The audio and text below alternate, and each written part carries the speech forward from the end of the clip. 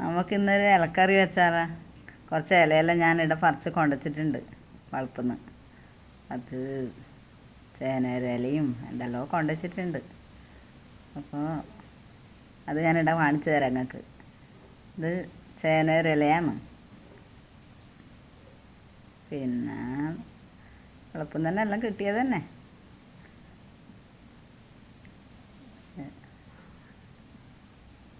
ഇത് താളിൻ്റെ ചേമ്പിൻ്റെ ഇലയാണ്, ചേമ്പ്. പിന്നെ ഇത് താളിൻ്റെ ഇല.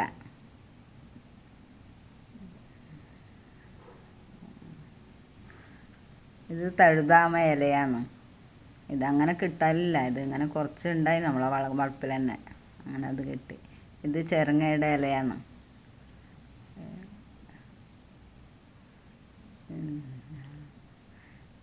ഇത് കുമ്പളത്തിൻ്റെ ഇല. ഇത് മുളകിൻ്റെ ഇലയാണ്. ഇത് തമര ഇല. എല്ലാം വളപ്പിലുണ്ട് കുറേശ്ശെ എല്ലാം. ഇത് പയറിൻ്റെ ഇല. കോവക്കയുടെ ഇലയും കൂടി ഇതിലുണ്ട് ഉൾപ്പെടുത്തിയിട്ട്, അത് എടുക്കാൻ വിട്ടുപോയി. ഇനി മുറിക്കാം നമുക്ക്. ചെറുങ്ങനെ മുറിക്കണം, എന്നാലും നല്ല രുചി കിട്ടും. കത്തിയൊന്നും പറ്റുന്നില്ല. പിന്നെ ഒരു ചട്ടിയിൽ തന്നെ വെച്ച് നല്ല ചൂടായി വന്നിട്ടാകുമ്പോൾ അതിൽ കുറച്ച് തേങ്ങ ഇടുക. പിന്നെ നല്ല ഇളക്കി കൊടുത്ത് അടിക്ക് പിടിക്കുന്നതെല്ലാം ശ്രദ്ധിക്കണം. കൂടുതൽ വേകാൻ പാടില്ല. പിന്നെ ഒരു ചീനച്ചട്ടി വെച്ച് അതിൽ ലേശം കടുകിടുക.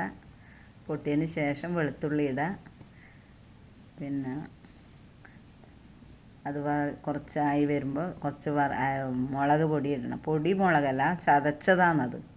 അത് കുറച്ച് ഇട്ടിട്ട് കുറച്ച് അധികം കൂടുതൽ കരിയാൻ പാടില്ല.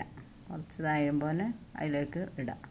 ഇത് നല്ലൊന്ന് മിക്സാക്കി കഴിഞ്ഞ് അതിന് ശേഷം അടച്ച് വെച്ച് പിന്നെ ഇളക്കി വെക്കുക. പിന്നെ നമുക്ക് കഞ്ഞീൻ്റെ ഒപ്പരോ ചോറിൻ്റെ കൂടെ എല്ലാം കഴിക്കാം.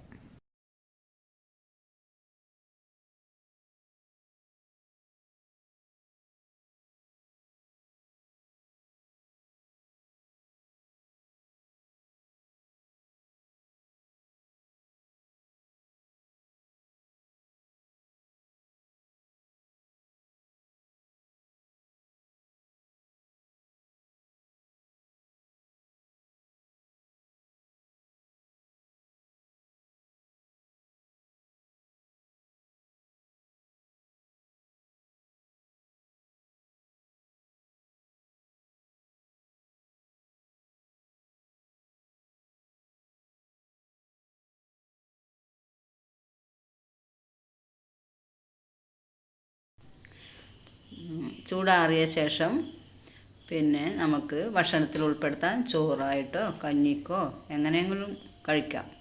നല്ല